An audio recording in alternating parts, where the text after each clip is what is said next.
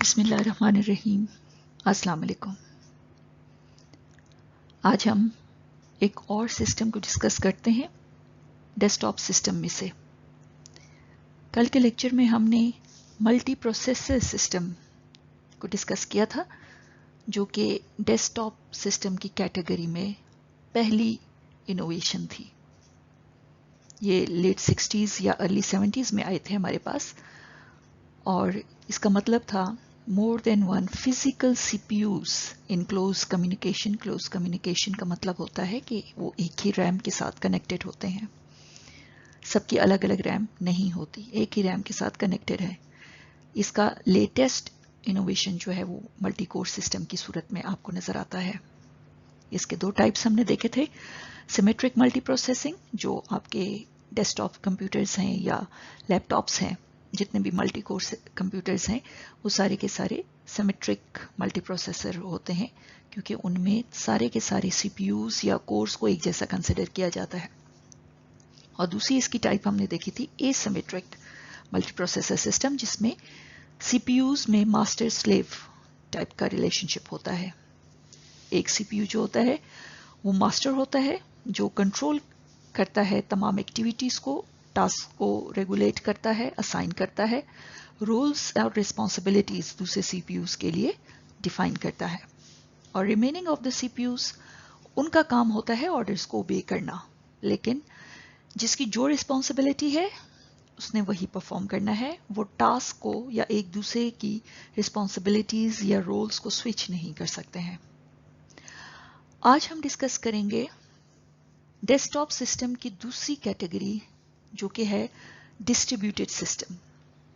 ये multi processor system का alternate आप कह सकते हैं, या उसके मुकाबले में जो सिस्टम आए हैं ये वो हैं।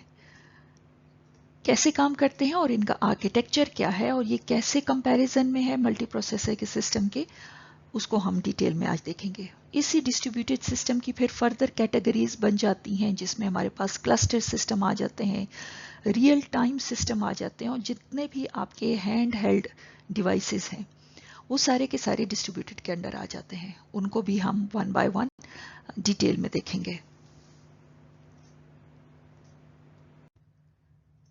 डिस्ट्रीब्यूटेड सिस्टम, जैसे नाम से जाहिर हो रहा है, something is being divided. Distribute करना, डिवाइड करना, कोई ना कोई चीज जो है वो हम यहाँ पे डिवाइड कर रहे हैं या स्प्रेड कर रहे हैं या शेयर कर रहे हैं। इन सिस्टम का दूसरा नाम लूजली कपल्ड सिस्टम भी है। अगर याद हो तो प्रीवियसली हमने मल्टी प्रोसेसर सिस्टम पढ़े थे और उनको हमने नाम दिया था टाइटली कपल्ड सिस्टम का। तो जो अभी मैंने बात की कि ये उसके कंपैरिजन में आए हैं, तो ये लूजली कपल्ड हैं। वो टाइटली कपल्ड क्यों थे? क्योंकि मल्टीपल CPUs को आप डिसइंटीग्रेट नहीं कर सकते थे, लेकिन ये लूजली कपल्ड हैं। इसका मतलब क्या है कि हर CPU अलग अलग किया जा सकता है। डिस्कशन को स्टार्ट करते हैं। डिस्ट्रीब्यूट मीन्स डिवाइड कर देना, स्प्रेड कर देना, शेयर करना। अब क्या चीज हम डिवाइड करेंगे, क्या चीज शेयर करेंगे, वो हम यहां पे देखते हैं। हमने एक्चुअली डिवाइड करना है या शेयर करना है या डिस्ट्रीब्यूट करना है कंप्यूटेशन को। जो आपका टास्क है, जो आपका काम है, जो आपके रिसोर्सेज हैं, हम उनको शेयर करेंगे among different physical computers. Physical processors का यहाँ पे क्या मतलब है कि कंप्लीट इंडिपेंडेंट कंप्यूटर्स होते हैं। कैसे कि हर कंप्यूटर के पास अपने IO हैं, अपना रैम है, अपना CPU है। वो पूरे के पूरे एक कंप्लीट कंप्यूटिंग एनवायरनमेंट खुद में बना रहे हैं। इसके मुकाबले में पीछे जो हमने मल्टी प्रोसेसर को देखा था, तो वहां पे एक ही कंप्यूटर के अंदर बहुत सारे प्रोसेसर्स हमने लगाए हुए थे, रैम उनकी शेयर्ड थी, वो एक ही सिस्टम बना रहा था। लेकिन यहाँ पे क्या है, हर कंप्यूटर पूरे का पूरा एक सिस्टम है। हर कंप्यूटर के पास अपनी रैम है, अपना CPU है और अपने बाकी के डिवाइसेस हैं। सो इनको हम फिजिकल कंप्यूटर्स या फिजिकल प्रोसेसर्स कहेंगे, और इनके बीच में हमने कंप्यूटेशनल पावर्स को, रिसोर्सेज को या टास्क को डिस्ट्रीब्यूट करेंगे। इनको हम लूजली कपल्ड क्यों कहते हैं? इसका मतलब क्या है कि अगर कोई एक कंप्यूटर आउट ऑफ सर्विस हो जाता है, डाउन हो जाता है, तो आप बड़ी आसानी से उसको एक्सचेंज कर सकते हैं, उसको बाहर निकाल सकते हैं। क्यों? वो इसलिए कि यहाँ पे जो दो कंप्यूटर्स हैं, जो दो प्रोसेसर्स हैं, उनको बात करने के लिए एक कॉमन रैम की ज़रूरत नहीं है। जो पीछे हमने मल्टी प्रोसेसर पढ़ा था, वहाँ पे एक कंप्यूटर दूसरे कंप्यूटर से डायरेक्ट बात नहीं कर सकता था। बात करने के लिए उनको वही कॉमन जो रैम है उनकी, उसका सहारा लेना पड़ता था। एक सीपीयू मैसेज रैम में स्टोर करता और दूसरा सीपीयू वहीं से यानी उसी रैम से उस मैसेज को रीड करता था। लेकिन यहाँ पे प्रोसेसर्स डायरेक्ट एक दूसरे से बात कर रहे हैं। डिस्ट्रीब्यूटेड सिस्टम में प्रोसेसर्स यानी पूरे के पूरे इंडिपेंडेंट कंप्यूटर्स डायरेक्टली एक दूसरे से बात करते हैं। लेकिन ये डायरेक्ट कनेक्शन उनका कैसे बनेगा? वो बनता है थ्रू कम्युनिकेशन लाइंस। किसी तरह का नेटवर्किंग स्ट्रक्चर होना चाहिए। नेटवर्किंग का आर्किटेक्चर होगा, नेटवर्क के जरिए दो से ज़्यादा कंप्यूटर्स आपस में कनेक्टेड होंगे और वो डायरेक्ट एक दूसरे से बात कर सकते हैं। सो ये एक कंपल्शन है डिस्ट्रीब्यूटेड सिस्टम की कि आपके पास किसी भी तरह का कोई नेटवर्किंग आर्किटेक्चर, नेटवर्किंग का स्ट्रक्चर मौजूद होना चाहिए है दो कंप्यूटर्स को कनेक्ट करने के लिए। सो यहाँ पे फ्लेक्सिबिलिटी क्या हो गई कि आपके पास जो पिछला था मल्टी प्रोसेसर सिस्टम, उसमें तमाम सीपीयूज का एक ही लोकेशन के ऊपर मौजूद होना ज़रूरी था क्योंकि वो एक ही कंप्यूटर के अंदर लगाए हुए थे। लेकिन यहाँ पे अब फ़ायदा ये हो गया है, मज़ीद आप ये देखें, हम यूजेबिलिटी की तरफ जा रहे हैं, यूज़र एक्सपीरियंस को इम्प्रूव करने की तरफ जा रहे हैं। तो हमने क्या कर दिया है कि किसी भी लोकेशन के ऊपर आपका एक इंडिपेंडेंट कंप्यूटर पड़ा हुआ है, पूरे का पूरा कंप्यूटर पड़ा हुआ है, और ज्योग्राफिकल किसी भी दूसरे लोकेशन के ऊपर वो किसी भी दूसरे कंप्यूटर से कम्युनिकेट कर सकता है, बात कर सकता है। सो यहाँ पे रिस्ट्रिक्शंस ख़त्म हो गई लोकेशंस की। आपके पास कंप्यूटर्स जो हैं वो ज्योग्राफिकली डिस्पर्स होते हैं। किसी भी जगह के ऊपर कोई भी कंप्यूटर बैठा है, पड़ा है, और आप उससे बात कर सकते हैं। ये इसी तरह से जैसे आजकल आप लोग नेटवर्क के थ्रू दुनिया में किसी भी दूसरे कंप्यूटर के साथ, दूसरे लैपटॉप के साथ, दूसरे मोबाइल के साथ कम्युनिकेट कर रहे हैं। सो एक्चुअली हमारे जो करंट जितने भी कंप्यूटर्स हैं, इंक्लूडिंग योर मोबाइल फोन्स, वो सारे के सारे डिस्ट्रीब्यूटेड सिस्टम के तौर पे बनाए गए हैं और ये सारे लूजली कपल्ड हैं। लूजली कपल्ड कैसे?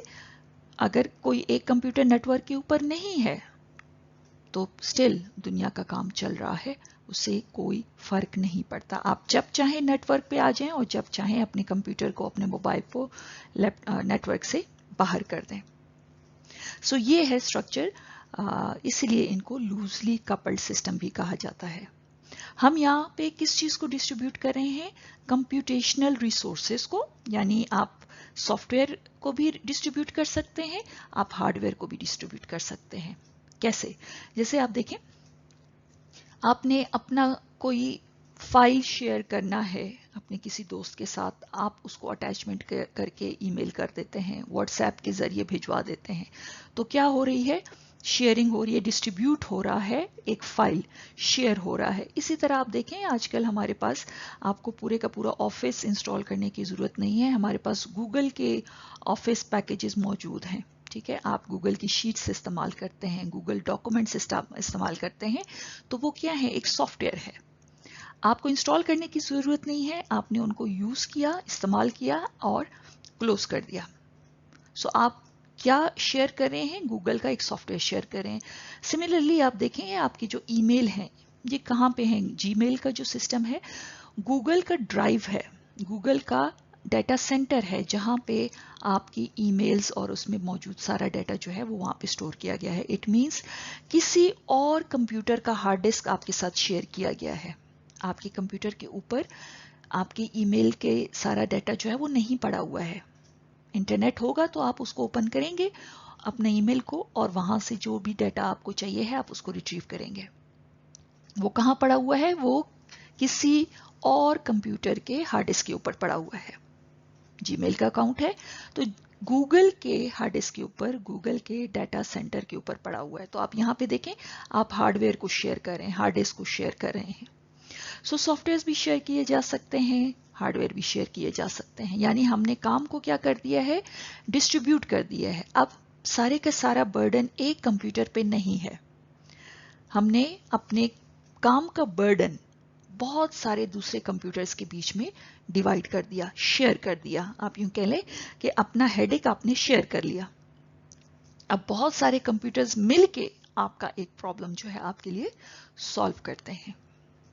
आपको असाइनमेंट दी जाती है, टास्क दिया जाता है, आप क्या करते हैं? खुद बैठ के कभी भी नहीं करते हैं, फौरन गूगल के हवाले कर देते हैं। Now Google is a machine, वो भी एक कंप्यूटर है, उसका भी प्रोसेसर है, उसके पास भी रैम है, उसी तरह से काम कर रहा है। आपने अपना हेडेक गूगल को दे दिया, आगे गूगल ने फिर सर्च करके बहुत सारे जो लिस्ट आपके सामने ओपन करता है, इतने सारे कंप्यूटर्स को उसने टैग किया, उनको कांटेक्ट किया और आपके सामने ओपन कर दिया कि ये सारे कंप्यूटर्स हैं जो आपके इस असाइनमेंट को करने की सलाहियत रखते हैं।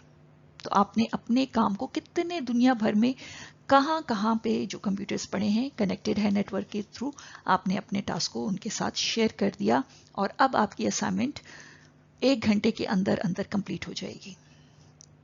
So this is the beauty of distribution, कि हम अपने काम को, अपने रिसोर्सेज को, अपनी हार्डवेयर को, अपने सॉफ्टवेयर को दूसरे कंप्यूटर्स के साथ शेयर कर देते हैं, तो हमारा काम जो है वो ज़्यादा जल्दी हो जाता है। मल्टी प्रोसेसर के केस में सिर्फ CPUs, more than one CPUs जो थे या मोर देन वन कोर्स जो थे, वो मेरा काम कर रहे थे, लेकिन उनकी कम्युनिकेशन पॉसिबल हो रही थी थ्रू शेयर्ड रैम।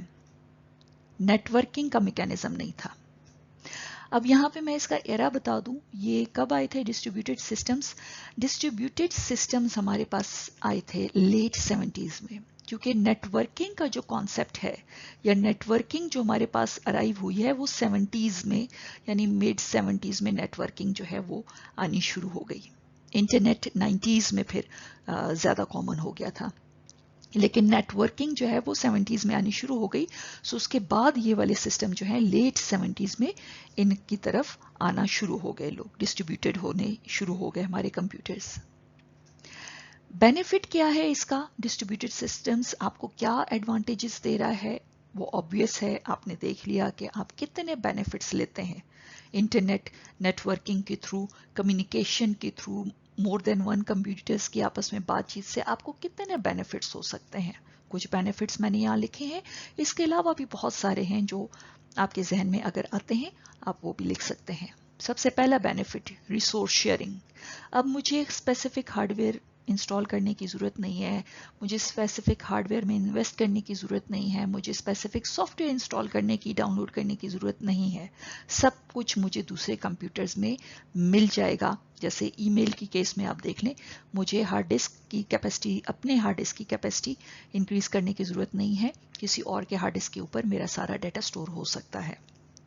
इसी तरह फाइल शेयरिंग वगैरह आप देख लें कि आपको सॉफ्टवेयर खुद इंस्टॉल करने की ज़रूरत नहीं है। बहुत सारे सॉफ्टवेयर्स अब ओपन प्लेटफॉर्म के ऊपर ऑनलाइन अवेलेबल होते हैं। जैसे आप देखें एडोब जो पीडीएफ कन्वर्टर होते हैं, आपके पास नहीं है, आपको ज़रूरत नहीं है, आप ऑनलाइन जाएं, अपने वर्ड डॉक्यूमेंट को वहीं पे पीडीएफ में कन्वर्ट कर दें और आपका टास्क कंप्लीट हो गया, इंस्टॉल करने की ज़रूरत नहीं है। So this is how resources are shared, ज़्यादा बेनिफिशियल हो गया।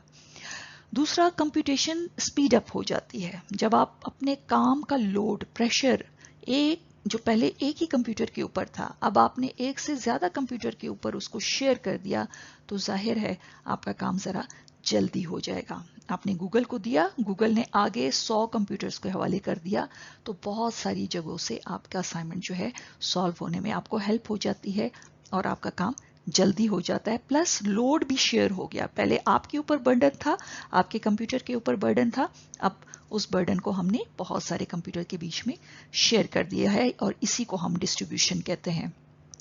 एंड देन मोर रिलायबल, जैसे मल्टी प्रोसेसर के केस में हमने कहा था कि वो जो आर्किटेक्चर है वो रिलायबल है। रिलायबल क्यों है? क्योंकि बहुत सारे प्रोसेसर्स लगे हुए हैं, बहुत सारे कोर्स लगे हुए हैं, बट स्टिल वहां पे अगर एक प्रोसेसर डाउन हो जाता है या एक कोर डाउन हो जाता है तो आपको आहिस्ता आहिस्ता परफॉर्मेंस में कमी महसूस होती है, मगर यहाँ पे नहीं होगी। यहाँ पे ज्यादा रिलायबल है क्योंकि सारी दुनिया कनेक्टेड है। अगर एक लिंक से आपको डाटा नहीं मिलता, आप किसी और लिंक को क्लिक कर लेंगे। गूगल ने जो आपको लिस्ट ऑफ लिंक्स प्रोवाइड की है, अगर एक से आपको रिक्वायर्ड असाइनमेंट मटेरियल नहीं मिलता है, आप किसी दूसरे वेबसाइट की तरफ जा सकते हैं, वहां से नहीं मिलता तीसरे की तरफ जा सकते हैं। सो दैट इज मोर रिलायबल। दुनिया हर वक्त कनेक्टेड है। आप डिस्कनेक्ट जब चाहे हो सकते हैं, जब चाहे कनेक्ट कर सकते हैं अपने कंप्यूटर को नेटवर्क के साथ, बट नेटवर्क हमेशा, यानी दुनिया भर के कंप्यूटर्स जो हैं वो बहुत सारे कंप्यूटर्स आपको हर वक्त अवेलेबल मिलेंगे आपके काम को या आपके लिए डिस्ट्रीब्यूशन, हार्डवेयर शेयर करने के लिए, सॉफ्टवेयर शेयर करने के लिए कोई ना कोई सिस्टम हमेशा अवेलेबल रहेगा। सो दे आर मोर रिलायबल कि मेरा काम जो है वो हर हाल में हो जाएगा। और दूसरा कि कम्युनिकेशन, यहाँ पे बहुत सारे तरीकेकार हैं। जब नेटवर्किंग आ गई तो बहुत सारे मैकेनिज्म भी आ गए कम्युनिकेशन के। वहां पे सिर्फ मल्टी प्रोसेसर के केस में कम्युनिकेशन सिर्फ रैम के थ्रू हो पा रही थी, लेकिन यहाँ पे आप देखें तो कम्युनिकेशन के हजारों मैकेनिज्म्स आ गए। लोकल एरिया नेटवर्क आ गया, उसके अपने टोपोलॉजीज आ गए, अपने प्रोटोकॉल्स आ गए, उसके जरिए आप कम्युनिकेट कर सकते हैं। मेट्रोपॉलिटन के अपने रूल्स रेगुलेशन टोपोलॉजीज आप उसके थ्रू कर सकते हैं। वाइड एरिया में आप चले जाते हैं तो उसके अपने टोपोलॉजीज हैं, अपने रूल्स हैं, आप वहां से कम्युनिकेशन कर सकते हैं। वाईफाई का इस्तेमाल कर लें, वाइड का इस्तेमाल कर लें, आप ब्लूटूथ का इस्तेमाल, यानी you have a lot of choices. किसी भी तरह के कम्युनिकेशन मैकेनिज्म के थ्रू आप किसी भी दूसरे कंप्यूटर के साथ कम्युनिकेट कर सकते हैं। मगर मल्टी प्रोसेसर में सिर्फ एक ही तरीका था और वो था कि आपने उसी रैम के जरिए कम्युनिकेशन करना है।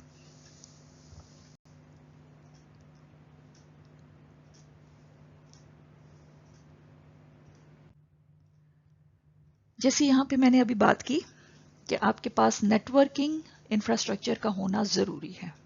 दो कंप्यूटर्स आपस में कनेक्ट होते हैं, वो कैसे कनेक्ट हो सकते हैं? अगर किसी तरह का कोई नेटवर्क होगा, और नेटवर्क आपकी चॉइस का है, आप किसी भी तरह का network, you have a lot of choices for the communication architecture, आप किसी की तरह का बना सकते हैं। लोकल एरिया पे चले जाएं, मेट्रोपॉलिटन पे चले जाएं, वाइड एरिया पे चले जाएं, जिस तरह का चाहें आप बना सकते हैं। लेकिन जो कनेक्शन बनेगा कंप्यूटर्स के बीच में वो दो तरह का हो सकता है। या तो क्लाइंट सर्वर की तरह का कनेक्शन होगा, जैसे आप किसी सर्वर से बात करते हैं, गूगल से आप बात करते हैं, तो गूगल सर्वर है वो आपको सर्विसेज दे रहा है और आप कौन है? आपका कंप्यूटर एक क्लाइंट होगा जो सर्विसेज उससे रिक्वेस्ट करेगा। आप सर्विस प्रोवाइडर नहीं है, गूगल आपको सर्विस प्रोवाइड करके दे रहा है। सो आप किसी पर्टिकुलर सर्वर से अगर बात करते हैं तो ये client server type of relationship होगा कि एक कंप्यूटर डेडिकेटेड है, वो सर्विसेज देना है, उसने वो सर्विस लेगा नहीं, वो सर्विस देने वाला है। और दूसरा कंप्यूटर वो डेडिकेटेड है, वो सर्विस लेगा, उसे हम क्लाइंट कहते हैं।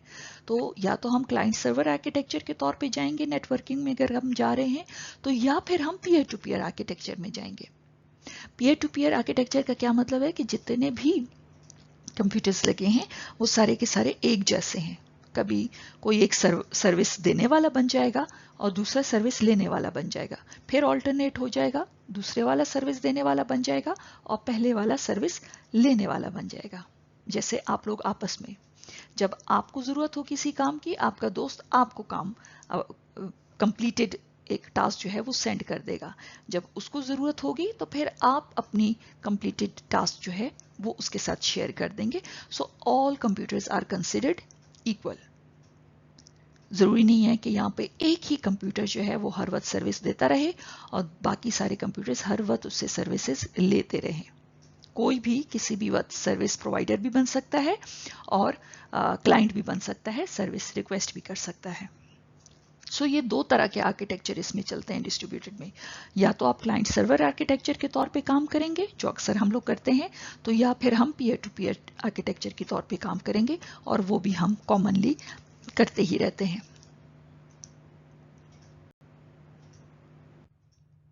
ये आपको डायग्राम नजर आ रही है क्लाइंट सर्वर या डिस्ट्रीब्यूटेड सिस्टम की, जो क्लाइंट सर्वर के केस में कॉमनली आपको नजर आ रहा है। आप देखें कि एक मशीन है, कंप्लीट मशीन। अब ये जितने भी कंप्यूटर्स यहाँ पे आपको नजर आ रहे हैं, चाहे वो सर्वर है या क्लाइंट है, वो सारे के सारे पूरे कंप्यूटर्स हैं। पूरे कंप्यूटर्स का क्या मतलब है कि सबके पास अपने आईओ डिवाइसेस हैं, सबके पास अपना सीपीयू है, सबके पास अपना रैम है, चाहे वो क्लाइंट है या सर्वर है। सो सर्वर एक मशीन है, एक पूरी कंप्यूटर है, पूरा एक उसके पास अपना इंफ्रास्ट्रक्चर है, और बहुत सारे दूसरे इंडिपेंडेंट कंप्यूटर्स जिनको हम क्लाइंट कहेंगे, वो सर्वर से सर्विसेज को रिक्वेस्ट करेंगे।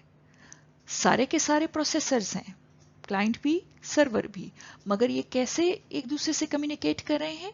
Through some networking. There has to be some networking mechanism. आप किसी न किसी नेटवर्क के थ्रू सर्वर के साथ कनेक्ट होंगे। इसी को आप पीयर टू पीयर भी बना सकते हैं, जब एक क्लाइंट दूसरे क्लाइंट के साथ डायरेक्ट बात करेगा। बट कैसे बात करेगा? अगेन नेटवर्क का होना जरूरी है। तो एक क्लाइंट कभी सर्विस प्रोवाइडर बन जाएगा और दूसरे क्लाइंट को सर्विस प्रोवाइड करेगा। दूसरा क्लाइंट आपसे सर्विस रिक्वेस्ट करेगा। ऑल्टरनेट पे आप चले जाएं तो दूसरे वाला किसी भी वक्त आपके लिए सर्विस प्रोवाइडर बन सकता है, और पहले वाला क्लाइंट जो है वो सर्विस रिक्वेस्ट कर सकता है। तो बट अगेन दोनों के बीच में, दोनों कंप्यूटर्स के बीच में नेटवर्क का होना जरूरी है। सो ये ओवरऑल एक इंट्रोडक्शन था डिस्ट्रीब्यूटेड सिस्टम का। जितने भी इस वक्त हमारे पास कंप्यूटर्स हैं, चाहे वो बड़े हैं छोटे हैं, यानी वो सारे के सारे माइक्रो कंप्यूटर्स की कैटेगरी में आ जाते हैं, जिनके जो हार्डवेयर हैं वो कॉम्पैक्ट हो गए हैं, वो सारे के सारे माइक्रो कंप्यूटर्स की कैटेगरी में आ जाते हैं। वो सारे के सारे इस वक्त जो ऑपरेटिंग सिस्टम चला रहे हैं, उनको हम डिस्ट्रीब्यूटेड सिस्टम कहते हैं, और ये डेस्कटॉप सिस्टम की कैटेगरी है। अब हम चलते हैं डिस्ट्रीब्यूटेड सिस्टम की कुछ टाइप्स को देखते हैं। डिस्ट्रीब्यूटेड सिस्टम की पहली जो टाइप आ जाती है, जैसे मैंने कहा कि डिस्ट्रीब्यूटेड सिस्टम को फर्दर हम स्प्लिट करते हैं कुछ टाइप्स में। सो इसकी पहली टाइप आ जाती है cluster systems. Cluster system is a type of distributed system, लेकिन थोड़ा सा इसमें ट्विस्ट है। इसके पास फीचर्स वही हैं जो डिस्ट्रीब्यूटेड सिस्टम के हैं। जैसे मैंने पीछे बात की कि डिस्ट्रीब्यूटेड सिस्टम में पूरे के पूरे इंडिपेंडेंट कंप्यूटर्स होते हैं, सबके पास अपना सीपीयू होता है, अपना रैम होता है, अपने डिवाइसेस होते हैं, और वो जियोग्राफिकली डिस्पर्स्ड होते हैं, आपस में कनेक्टेड होते हैं थ्रू सम नेटवर्किंग मैकेनिज्म। ये है टर्निंग पॉइंट या एक ट्विस्ट क्लस्टर सिस्टम का। हैं ये भी पूरे के पूरे इंडिपेंडेंट कंप्यूटर्स, सबके पास अपना रैम है, अपना सीपीयू है, अपने डिवाइसेस हैं, कनेक्टेड अब भी ये किसी नेटवर्किंग मैकेनिज्म के थ्रू हैं, मगर ट्विस्ट क्या है कि ये जियोग्राफिकली डिस्पर्स्ड नहीं होते हैं। इनके लिए जरूरी है कि ये किसी एक ही लोकेशन के ऊपर मौजूद हों, ताकि इनके बीच में जो कनेक्शन होता है, जो नेटवर्किंग हो, वो ज्यादातर प्रेफरेबली जो होता है लैन का नेटवर्किंग होता है। एक ही बिल्डिंग के अंदर बनाए जा सकते हैं, एक ही लोकेशन के ऊपर बनाए जा सकते हैं, और उसका भी एक रीजन है। क्लस्टर क्यों बनाए जाते हैं?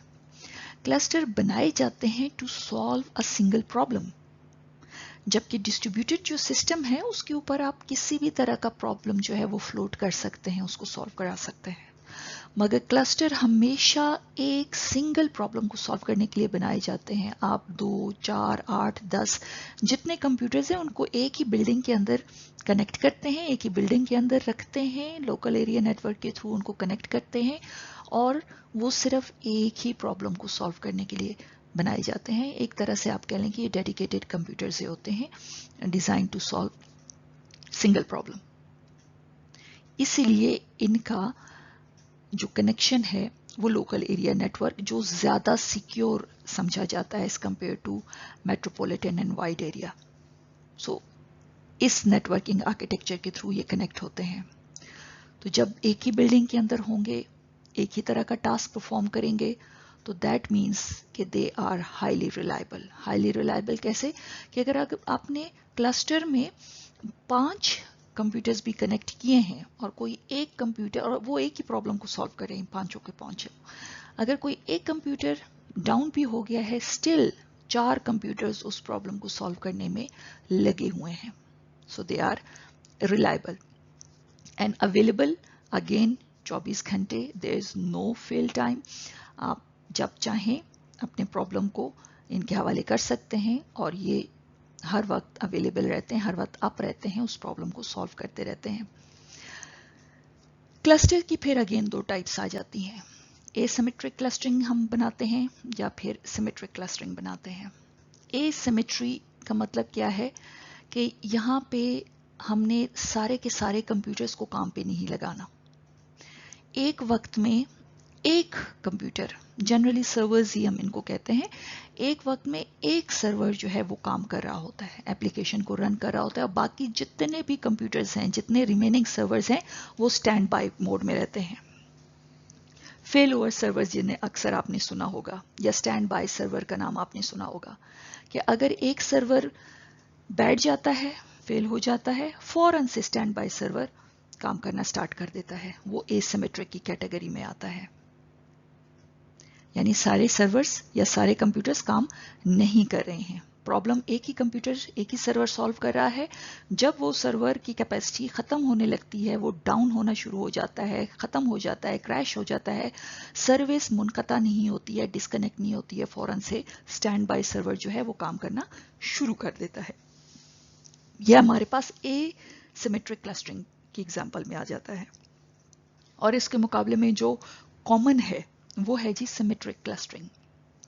सिमेट्रिक क्लस्टरिंग के आपके पास जितने भी कंप्यूटर्स हैं, जितने भी सर्वर्स हैं, वो सारे के सारे एप्लीकेशन को एक ही वक्त में चला रहे होते हैं। एप्लीकेशन को एक ही वक्त में चलाने का मतलब क्या है कि एक एप्लीकेशन के मुख्तलिफ सेगमेंट्स को चला रहे होते हैं। जैसे आप गूगल सर्वर को देख लें तो गूगल कोई एक मशीन नहीं है, वहाँ पे बहुत सारी मशीन्स होंगी। कोई उसके डाटाबेस को मैनेज कर रहा है, कोई उसका क्वेरी का जो मैकेनिज्म है उसको मैनेज कर रहा है, कोई उस सर्वर में से कोई एक सर्वर जो है वो यूज़र से डाटा इनपुट रिसीव करने के लिए काम कर रहा है। तो ये बहुत सारे है एक ही कि वो यूज़र को सर्विस प्रोवाइड कर रहा है, यूज़र को फैसिलिटेट कर रहा है, मगर वहाँ पे बहुत सारे सर्वर्स को टास्क डिवाइड कर दिए गए हैं और सारे के सारे इकट्ठे काम कर रहे होते हैं। सारे कंप्यूटर्स काम कर रहे होते हैं, लेकिन एसिमेट्रिक में एक वक्त में सिर्फ एक ही जो सर्वर है या एक ही कंप्यूटर है वो काम करता है, बाकी सारे स्टैंड बाय मोड में रहते हैं। वो सिर्फ हमने स्टैंड बाय सर्वर्स के तौर पे काम किए होते हैं कि अगर कोई एक सर्वर फेल हो जाता है, क्रैश हो जाता है, तो जो अवेलेबिलिटी है वो डिस्कनेक्ट ना हो, फौरन से कोई स्टैंड बाय सर्वर, कोई दूसरा सर्वर जो है वो एक्टिव हो जाए और उस दौरान जो फेल्ड हुआ सर्वर होता है उसको रिकवर करने की कोशिश की जाती है। सो ये दोनों जो स्ट्रक्चर आपको नज़र आ रहे हैं क्लस्टरिंग के, ये दोनों कॉमन है, हम इनको देखते हैं, यूज़ हो रहे हैं, किसी न किसी फॉर्म में आपने इनको ज़रूर देखा होगा। डिस्ट्रीब्यूटेड सिस्टम्स की जो दूसरी कैटेगरी है, जो दूसरी टाइप है, उसे हम रियल टाइम सिस्टम्स कहते हैं। इन सिस्टम्स की खासियत 2 चीज़ों से आइडेंटिफाई की जा सकती है, एक करेक्ट आउटपुट पे और दूसरी correct output with in the specified time. अगर दोनों चीज़ें मौजूद हैं तो सिस्टम एक्सेप्टेबल है, दोनों में से कोई एक चीज़ मिसिंग है, सिस्टम इज़ नॉट एक्सेप्टेबल। यानी हमें सिर्फ करेक्ट आउटपुट ही नहीं चाहिए है, वो स्पेसिफाइड टाइम के अंदर चाहिए। सो टाइम कंस्ट्रेंट इसमें बहुत इंपॉर्टेंट है, इसीलिए रियल टाइम कहा गया है कि जो टाइम इस सिस्टम्स को काम करने के लिए स्पेसिफाई किया गया है ये उसी टाइम के अंदर ही रिस्पॉन्स जनरेट करें, आउटपुट जनरेट करें, वरना उस आउटपुट का कोई मकसद नहीं है, कोई फायदा नहीं है। जैसे आप देख रहे हैं जितने भी हमारे पास हॉस्पिटल्स में सिस्टम लगे हुए हैं, इंडस्ट्रियल कंट्रोल में सिस्टम है मौजूद हैं, इंडस्ट्रीज में जो सिस्टम लगे हैं, अगर एक मशीन ने विद इन 2 सेकेंड एक टास्क को कंप्लीट करना है तो उसने 2 सेकेंड के अंदर ही टास्क को कंप्लीट करना होगा। 2.01 सेकेंड भी हो गया तो उस टास्क का कोई मकसद नहीं है, ये इंडस्ट्रीज में। सिमिलरली आप हॉस्पिटल्स में देख लें, अगर हार्ट बीट मॉनिटर करने की मशीन लगाई है तो उसने इंस्टेंट रिस्पॉन्स जो है वो जनरेट करना है। अगर वो थोड़ा सा रिस्पॉन्स डिले करता है, कुछ नैनो सेकेंड का डिले भी गलत डायग्नोस हो सकता है। सो ये इनमें सिर्फ आउटपुट ही को नहीं देखा जाता, आउटपुट की टाइमिंग्स को भी देखा जाता है। Timing is very important. So इस तरह के सिस्टम को हम जनरली कंट्रोलिंग डिवाइसेस के तौर पे इस्तेमाल करते हैं लैब्स में एक्सपेरिमेंट्स वगैरह करने के लिए, जहां पे स्ट्रिक्ट टाइम कंस्ट्रेंट्स रखे जाते हैं। हॉस्पिटल्स में जैसे मैंने कहा मेडिकल इमेजेस वगैरह में कि आप अल्ट्रासाउंड की मशीनें, हार्ट बीट की मशीनें मॉनिटर करने के लिए जब लगाते हैं तो जिस टाइम में उन मशीनों को कनेक्ट किया गया है उसी वक्त उनका रिस्पॉन्स जनरेट होना ज़रूरी है। और इसी तरह से इंडस्ट्रीज़ की मैंने एग्जांपल दे दी। डिस्प्ले सिस्टम्स वगैरह जो आप स्ट्रीमिंग वगैरह देखते हैं, मैचेस देखते हैं, लाइव कोई लाइव शो देख रहे हैं, तो उसमें भी टाइमिंग बहुत ज़रूरी है। जिस टाइम में वो इवेंट हो रहा है उसी वक्त में वो आउटपुट हमें नज़र आए। ऐसा ना हो कि आप कोई क्रिकेट मैच देख रहे हैं, वहां पे एक मैच आप जीत चुके हैं या हार चुके हैं, बट स्ट्रीम आपको बहुत डिले से वो मैच दिखा रहा है, तो उस रिजल्ट का या उस मैच का या उस आउटपुट का कोई फायदा नहीं है। Timing is important. सो जैसे यहां पे लिखा है, they have well defined time constraints. Defined होती है टाइमिंग, उस टाइम के अंदर अगर रिस्पॉन्ड करेगा तो ठीक है, इट इज एक्सेप्टेबल, नहीं तो उस सिस्टम का या उस काम का कोई फायदा नहीं है। अगेन यहाँ पे आप देखें तो कंप्यूटर्स जो हैं वो कनेक्टेड हैं आपस में, नेटवर्किंग आर्किटेक्चर है, किसी सर्वर से आपको स्ट्रीम जो है वो जनरेट हो रही है, नेटवर्क के थ्रू आप कनेक्टेड हैं, जियोग्राफिकल डिस्पर्स्ड हैं, कंप्यूटर्स जो हैं कहीं भी पड़ा हो सकता है वो सर्वर जो आपको स्ट्रीम दे रहा है, but still the timing is important. हम सर्विस तो दे रहे हैं मगर वो सर्विस स्पेसिफाइड टाइम के अंदर मिलनी चाहिए है, वरना उस सर्विस का कोई फायदा नहीं है। रियल टाइम सिस्टम हमारे पास 2 तरह के आ जाते हैं, कुछ सॉफ्ट रियल टाइम सिस्टम होते हैं और कुछ हार्ड रियल टाइम सिस्टम होते हैं। हार्ड रियल टाइम जैसे नाम से जाहिर हो रहा है कि यहाँ पे टाइमिंग की जरा सी भी ऊंच नीच एक्सेप्टेबल नहीं होते, बहुत स्ट्रिक्ट टाइम कंस्ट्रेंट्स होते हैं, जरा सी ऊंच नीच इज नॉट एक्सेप्टेबल। मगर सॉफ्ट रियल टाइम जैसे नाम से जाहिर है, टाइम इज इंपॉर्टेंट, मगर हल्की सी अगर ऊंच नीच टाइमिंग की हो जाती है तो दैट इज फाइन। जैसे आप देख लें सॉफ्ट रियल टाइम, आप लोग वीडियो कॉन्फ्रेंसिंग करते हैं, कभी कभी आवाज आ रही है लेकिन तस्वीर जो है वो रुक रुक के आ रही है, तो that is fine, soft real time है, कोई इतना फर्क नहीं पड़ता है। लेकिन जब बहुत ज्यादा रुकावट आ जाए इमेज में तो अगेन वो प्रॉब्लम फिर क्रिएट करता है, इंसान खुद इरिटेट होना शुरू हो जाता है। आप जब लाइव इंटरव्यूज वगैरह देते हैं तो वहां पे आपको पहले कहा जाता है कि अपने इंटरनेट कनेक्शन को चेक कर लीजिएगा। सिर्फ वॉइस ही इंपॉर्टेंट नहीं होती है, इमेज का भी टाइम से आना, जेस्चर्स की मूवमेंट को भी मॉनिटर करना, वो भी जरूरी है टाइमली। तो हल्की सी ऊंच नीच इज एक्सेप्टेबल, मगर जब बहुत ज्यादा रुकावट आनी शुरू हो जाए तो फिर आपको दोबारा से कनेक्ट करने का कहा जाता है। So that is soft real time. So हम इस तरह के एप्लीकेशंस को इस्तेमाल करते हैं। और हार्ड रियल टाइम ये हॉस्पिटल सिस्टम्स हो गए, इंडस्ट्रीज सिस्टम हो गए, लैब्स में एक्सपेरिमेंट्स के लिए जो किए जाते हैं, जैसे आप देखें जितने भी आपके जो मिसाइल सिस्टम्स वगैरह है, रेडार सिस्टम वगैरह है, वहाँ पे 19-20 की गुंजाइश एक्सेप्टेबल नहीं है। रेडार्स को उसी वक्त में रिस्पॉन्ड करना है जिस वक्त में एक एंटिटी मॉनिटर की गई है, वरना बाद में आने वाला रिस्पॉन्स, कुछ डिले से आने वाला रिस्पॉन्स बहुत ज़्यादा रिस्की हो सकता है। सो ये हमारे पास रियल टाइम सिस्टम्स हैं। अगेन नेटवर्किंग आर्किटेक्चर इसमें मौजूद है, डिस्ट्रीब्यूटेड हैं, मगर स्पेसिफाइड हैं कि इनमें स्पेसिफिकेशन क्या है कि टाइम कंस्ट्रेंट्स की आपने टाइम कंस्ट्रेंट्स को स्ट्रिक्टली ऑब्जर्व करना है। आउटपुट चाहिए है, मगर output with in specified time हमें चाहिए है। अभी जैसे मैंने आपको बताया कि दो टाइप्स हैं इसकी, रियल टाइम की, एक हार्ड रियल टाइम होता है। अच्छा, हार्ड रियल टाइम की एक और स्पेसिफिकेशन जो यहाँ पे लिखी गई है कि जनरली इनमें सेकेंडरी स्टोरेज मिसिंग होती है। ठीक है, अगर मौजूद भी है तो वो ज़्यादातर रोम की सूरत में डाटा जो है वो बहुत शॉर्ट टर्म के लिए स्टोर किया जाता है। जैसे ये आपकी सीसीटीवी कैमरास वगैरह जो हो गए हैं वो रियल टाइम में ही काम करते हैं। या आप यूं देख लें कि आप अगर कहीं करवा रहे हैं, कोई अल्ट्रासाउंड करवा रहे हैं, तो उन मशीनों में हार्ड डिस्क नहीं होती है, लॉन्ग टर्म में उसको स्टोर नहीं किया जा सकता है। जैसे ही वो मशीन कनेक्ट हुई है उसी वक्त प्रिंटर की सूरत में आउटपुट जो है वो सामने आ जाता है।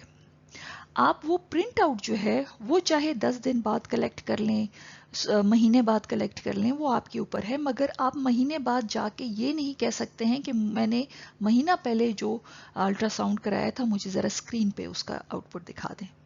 वो स्टोर नहीं करते हैं डाटा, क्योंकि उनके पास सेकेंडरी स्टोरेज मौजूद नहीं होती है। टेम्पररी डाटा को स्टोर करते हैं और कुछ टाइम के बाद जब डाटा जूं बढ़ता जाता है वो पिछला डाटा ओवरराइट किया जाता है। सो आपके पास रिकॉर्ड नहीं मिलेगा।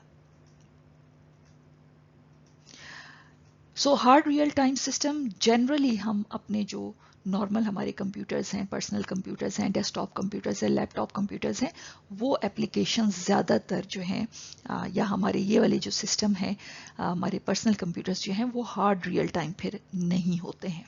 बहुत सिवियर केसेस में, या आप यूं कह लें कि बहुत डेडिकेटेड टास्क जहाँ पे परफॉर्म हो रहे होते हैं, वहाँ पे हार्ड रियल टाइम सिस्टम्स को इंस्टॉल किया जाता है जो किसी एक टास्क को परफॉर्म कर रहे हों।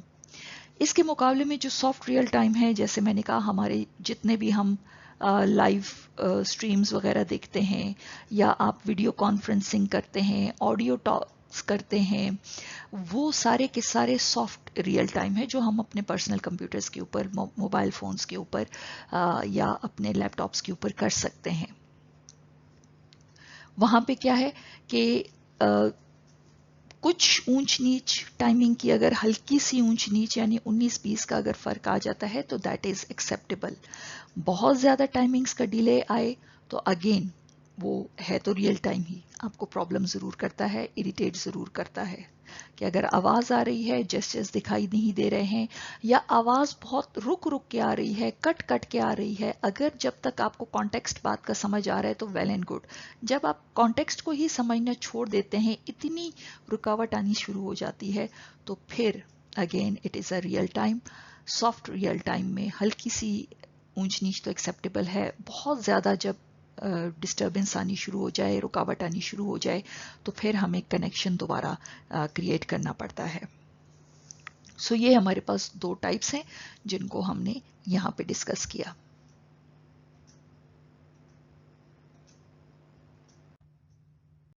तीसरी जो टाइप डिस्ट्रीब्यूटेड सिस्टम की है वो है जी आपके हैंड हेल्ड डिवाइसेस। किसी भी तरह का सेलुलर फोन जो है वो हैंड हेल्ड सिस्टम कैरी करता है, उसमें फिर चाहे मोबाइल फोन्स हो या स्मार्टफोन्स हो। इन हैंड हेल्ड डिवाइसेस को हम PDAs भी कहते हैं, पर्सनल डिजिटल असिस्टेंट्स भी कहते हैं, जो आपके लिए सारे काम करता है जो एक ह्यूमन असिस्टेंट करता है। रिकॉर्ड कीपिंग कर रहा है, कम्युनिकेशन कर रहा है, टास्क परफॉर्म कर रहा है आपके लिए एक अलार्म का काम कर रहा है, शेड्यूलिंग कर रहा है। तो एक पूरे का पूरा डिजिटल असिस्टेंट है इंसान का। अगेन जैसे मैंने कहा, इसमें किसी भी तरह का सेलुलर फोन आता है, चाहे वो मोबाइल फोन हो या स्मार्टफोन, मगर सब में एक ऑपरेटिंग सिस्टम मौजूद रहता है।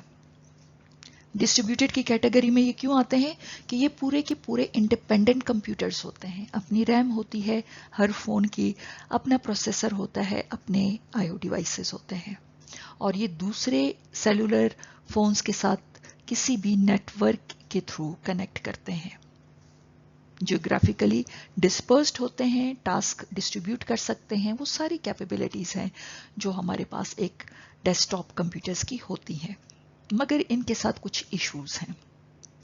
और वो इश्यूज क्या हैं, मैंने कुछ यहाँ पे मेंशन किए हैं, आपके जहन में कुछ और आते हैं, आप उनको भी लिख सकते हैं। सबसे पहले तो ये कि as compare to a laptop और a desktop computer they have limited RAM. इनकी रैम जो है वो उसकी कैपेसिटी कम होती है। तो फिर जाहिर है जब रैम की कैपेसिटी कम है तो इसका मतलब क्या है कि मल्टी प्रोग्रामिंग की कैपेसिटी भी कम है एज कंपेयर टू लैपटॉप्स या डेस्कटॉप कंप्यूटर्स।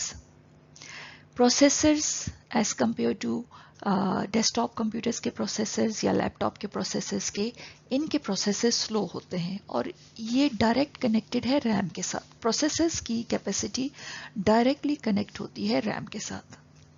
रैम की कैपेसिटी अगर कम है तो प्रोसेसर्स हाई नहीं हो सकते। रैम की कैपेसिटी अगर ज़्यादा है तो प्रोसेसर्स हाई, उनकी परफॉर्मेंस या उनकी कैपेसिटी जो है वो हाई की जा सकती है। सो लिमिटेड रैम है तो प्रोसेसर की कैपेसिटी भी, प्रोसेसिंग कैपेसिटी भी वो स्लो होगी। और जो तीसरा ड्रॉबैक है, लिमिटेशन है, वो हैंड हेल्ड डिवाइसेस की या सिस्टम्स की, वो कि इनके डिस्प्ले स्क्रीन्स, जाहिर है हैंड हेल्ड है तो आप पूरे का पूरा एक लैपटॉप का मुकाबला तो वो कर नहीं सकता है, उसकी स्क्रीन बड़ी है, तो स्क्रीन का या डिस्प्ले का इशू इनमें आ सकता है। आपको बार बार फॉन्ट्स जो हैं वो बड़े करके देखने पड़ते हैं कि मैसेज क्या लिखा हुआ है, टेक्स्ट क्या लिखा हुआ है, फाइल में क्या लिखा हुआ है। तो सिर्फ ये एक इसमें जो प्रॉब्लम है वो रहती है। तो जनरली इनको हम ज़्यादा ऑफिशियल कामों के लिए रिकमेंड नहीं करते हैं। सो ये तीन मेजर इश्यूज हैं। बाकी ये पूरे के पूरे जो आपके हैंड हेल्ड सिस्टम है, इनमें जो भी ऑपरेटिंग सिस्टम है वो एक डिस्ट्रीब्यूटेड सिस्टम ही है।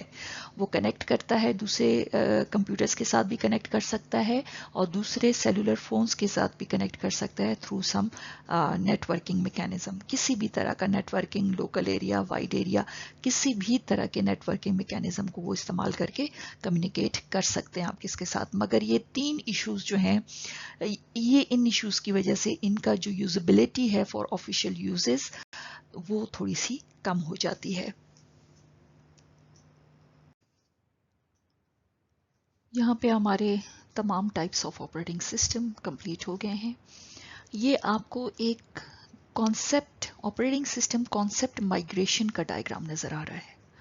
यानी ऑपरेटिंग सिस्टम का कॉन्सेप्ट स्टार्ट हुआ मेन फ्रेम से, देन उस आइडिया को माइग्रेट किया गया टू मिनी कंप्यूटर्स, देन उसको माइग्रेट किया गया to desktop computers, and then वो आए हैं आपके हैंड हेल्ड कंप्यूटर्स की तरफ।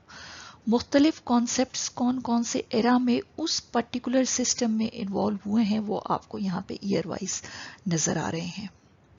ये डायग्राम ये नहीं बता रहा है कि ये कंप्यूटर्स इस ईयर में बने हैं, ये आपको ये बता रहा है कि आइडियाज यहाँ से ओरिजिनेट हुए हैं जो बाद में जाके दूसरे टाइप ऑफ कंप्यूटर में एम्बेड कर दिए गए। यानी मेन फ्रेम कंप्यूटर्स से ऑपरेटिंग सिस्टम का आइडिया ओरिजिनेट हुआ और उस आइडिया को फिर कैरी ऑन किया गया इनटू मिनी कंप्यूटर्स, और वो उसको लेके चले हैं अपने मुख्तलिफ फीचर्स, मल्टी प्रोसेसर उसमें कब आया, टाइम शेयरिंग उसमें कब आया, वो सारी चीज़ें आपको यहाँ पे नज़र आ रही हैं ईयर वाइज। ठीक है, फिर वहाँ से जो इवोल्यूशन हुई है, जो आइडियाज़ कॉन्सेप्ट्स चेंज हुए हैं, वो कैरी ऑन किया गया है डेस्कटॉप कंप्यूटर्स में। आइडिया कॉन्सेप्ट कैरी ऑन हुआ है, डेस्कटॉप कंप्यूटर इस टाइम में नहीं बने थे। फिर वो ईयर वाइज आप देख रहे हैं मुख्तलिफ ऑपरेटिंग सिस्टम की क्या क्या फीचर्स, मल्टी प्रोसेसर कब आया है, इंटरेक्शन कब आई है, डिस्ट्रीब्यूशन कब आई है, वो आपको फिर ईयर वाइज उसमें नज़र आ रहा है। सो ये कॉन्सेप्ट की माइग्रेशन कि ऑपरेटिंग सिस्टम कहाँ से शुरू हुए, कहाँ पे तक पहुँचे हैं, किस किस एरा में कौन कौन सा ऑपरेटिंग सिस्टम का फीचर मौजूद था, वो सारी जो बातें मैंने ऑलरेडी आपको डिस्कस की हैं ईयर वाइज पिछले तमाम टाइप्स ऑफ ऑपरेटिंग सिस्टम में। वो कॉन्सेप्चुअल जो डायग्राम है कि कौन सा कॉन्सेप्ट कब माइग्रेट हुआ है, किस ईयर में दूसरों को हैंड ओवर किया गया है, वो आपको इस डायग्राम में नजर आ रहा है। ये स्लाइड आपको मुख्तलिफ कंप्यूटिंग एनवायरनमेंट्स के मुतालिक बता रहा है। ट्रेडिशनल कंप्यूटिंग जब एक डेस्कटॉप वाला दौर था कि सारे का सारा काम एक ही कंप्यूटर के ऊपर हो रहा था, नेटवर्किंग ज़्यादा नहीं मौजूद थी, एक ही यूज़र था, उसी का कंप्यूटर था और उसी के सारे काम, लोकल स्टोरेज, लोकल प्रोसेसिंग, सब कुछ वो खुद उस कंप्यूटर के ऊपर कर रहा था। ये ट्रेडिशनल कंप्यूटिंग हम इसे कहते हैं, जब डेस्कटॉप कंप्यूटर्स या माइक्रो कंप्यूटर्स हमारे पास नए आए थे। नेटवर्किंग इंफ्रास्ट्रक्चर इतना फ्लरिश नहीं हुआ था। फिर यूं ही हमारे पास नेटवर्किंग आ गई तो फिर हम चले गए वेब बेस्ड कंप्यूटिंग के ऊपर, जहां पे आपका कंप्यूटर जो है वो सिर्फ एक क्लाइंट का रोल प्ले करता है। There is an internet, there is a networking mechanism in between you and the server. आप अपना रिक्वेस्ट थ्रू नेटवर्किंग सर्वर को देते हैं और फिर सर्वर जो है वो फर्दर आपका सारा काम कंप्लीट कर देता है। तो ये वेब बेस्ड हो गए हैं, जिसमें आपके सेलुलर फोन्स भी आ जाते हैं, आपके सारे के सारे हैंड हेल्ड डिवाइसेस भी आ जाते हैं। तो अब कंप्यूटर, अब जो टास्क है वो एक कंप्यूटर से उठ के बहुत सारे कंप्यूटर्स के ऊपर चला गया है, वेब के ऊपर चला गया है नेटवर्क के आने के बाद। और करंटली जो हमारे पास है वो है एम्बेडेड। ये पहले भी मैं बता चुकी हूँ, एम्बेडेड कंप्यूटिंग यानी जो डेडिकेटेड टास्क होते हैं, ऐसे कंप्यूटर जो डेडिकेटेड टास्क परफॉर्म करते हैं, जैसे हमारे इंडस्ट्रियल कंट्रोल सिस्टम हो गए हैं, या आपके कार जो ऑटोमेटेड कार्स हैं उनकी जो कंट्रोलिंग है, उनकी में जितने भी कंप्यूटर्स, हर एक काम के लिए अलग अलग एक सीपीयू लगा हुआ है, तो वो पूरे का पूरा एक एम्बेडेड सिस्टम बनता है, यानी कंप्यूटर विद इन डिवाइसेस आ गया है। तो गाड़ी एक डिवाइस है, उसके अंदर बहुत सारे सीपीयूज मिलके, सेंसर्स कंट्रोल करने के लिए अलग सीपीयूज लगे हुए हैं, ब्रेक्स कंट्रोल करने के लिए अलग सीपीयू लगा हुआ है, आपका इंजन कंट्रोल करने के लिए अलग सीपीयू लगा हुआ है। इसी तरह आपके घर में जितने भी और डिवाइसेस आ गए हैं वो सारे के सारे एम्बेडेड हो गए हैं, यानी उनके अंदर प्रोसेसिंग ऐड कर दी गई है डिवाइसेस के अंदर। चाहे आपके माइक्रोवेव्स हैं घरों में, वॉशिंग मशीन्स हैं, एसीज लगे हुए हैं, आपके घरों में जो इस्त्रियां लगी हुई हैं, आप देखें वो रियल टाइम भी हैं, एक ख़ास वक्त के लिए वो ऑन होते हैं जब वो सेंस कर लेते हैं कि टेम्परेचर बहुत हाई हो गया है। इस्त्री की केस में आप देखें तो खुद ही ऑफ हो जाता है कुछ देर के लिए, फिर थोड़ा सा जब वो कूल डाउन होता है दोबारा से खुद ही ऑन हो जाता है। सिमिलरली आप एसी का एग्जांपल देख लें, एक हद तक कूलिंग वो कर लेता है जब वो सेंस करता है कि जी टेम्परेचर बहुत ज़्यादा डाउन हो गया है, तो वो ऑटोमेटिकली ऑफ हो जाता है कुछ देर के लिए। फिर जब थोड़ा सा टेम्परेचर राइज होना शुरू हो जाता है तो अगेन वो कूलिंग स्टार्ट कर देता है। सो डेडिकेटेड टास्क परफॉर्म करने के लिए एम्बेडेड कंप्यूटिंग के इन्वायरमेंट्स हमारे पास आ गए हैं कि कंप्यूटर्स अब डिवाइसेस के अंदर ऐड हो चुके हैं और वो ख़ास पर्टिकुलर टास्क जो है वही परफॉर्म कर सकते हैं, कोई और टास्क उससे आप परफॉर्म नहीं कर सकते हैं। तो ये जर्नल पर्पस नहीं होते हैं, ये स्पेशल या डेडिकेटेड पर्पस कंप्यूटर्स जो होते हैं वो बिल्ट इन होते हैं डिवाइसेस के अंदर। सो ये 3 डिफरेंट कंप्यूटिंग एनवायरनमेंट्स हैं। हम लोग ट्रेडिशनल कंप्यूटिंग को छोड़ चुके हैं, कोई भी अब अकेले काम नहीं करता है, अपने डेस्कटॉप पे बैठ के अपनी हार्ड डिस्क को इस्तेमाल करके खुद ही काम नहीं करता है अपने दिमाग को, अपने हाथों को यूज़ करके। अब हम सारे के सारे वेब बेस्ड के ऊपर चले गए हैं, वहीं से हम अपना हेडेक दूसरे को देते हैं, अपना टास्क शेयर कर देते हैं और दूसरे कंप्यूटर्स आपके टास्क को परफॉर्म करके रिजल्ट्स आपके साथ शेयर कर देते हैं। ये जी हमारा चैप्टर 1 यहाँ पे कंप्लीट हो जाता है, इंट्रोडक्शन, जिसमें हमने ऑपरेटिंग सिस्टम क्या है उसको देखा शुरू के पार्ट में, और सेकंड पार्ट जो अभी हमारा कंप्लीट हुआ है उसमें हमने types of operating system with historical evolution के कौन से ईयर में कौन सा ऑपरेटिंग सिस्टम आया, उसके क्या फीचर्स थे, वो सारी चीज़ें हमने यहाँ पे डिस्कस की हैं। आई होप कि आपकी अंडरस्टैंडिंग ऑपरेटिंग सिस्टम के साथ अब बन चुकी होगी। चैप्टर 2 से हम लोग फॉर्मली ऑपरेटिंग सिस्टम की जो एक्टिविटीज़ हैं उनको फोकस करेंगे, वो कैसे काम की जाती हैं, मुख्तलिफ एक्शंस कैसे परफॉर्म होते हैं, उनको हम वहाँ पे फॉर्मली स्टार्ट करेंगे। कोई क्वेश्चन हो, कोई कन्फ्यूजन हो, आप मुझे कमेंट करके अपना कन्फ्यूजन वहाँ पे लिख सकते हैं अपना क्वेश्चन, अपना क्वेरी वहाँ पे लिख सकते हैं, और मैं पूरी कोशिश करूँगी कि आपके क्वेश्चंस को नेक्स्ट लेक्चर में आंसर कर सकूँ। Thank you.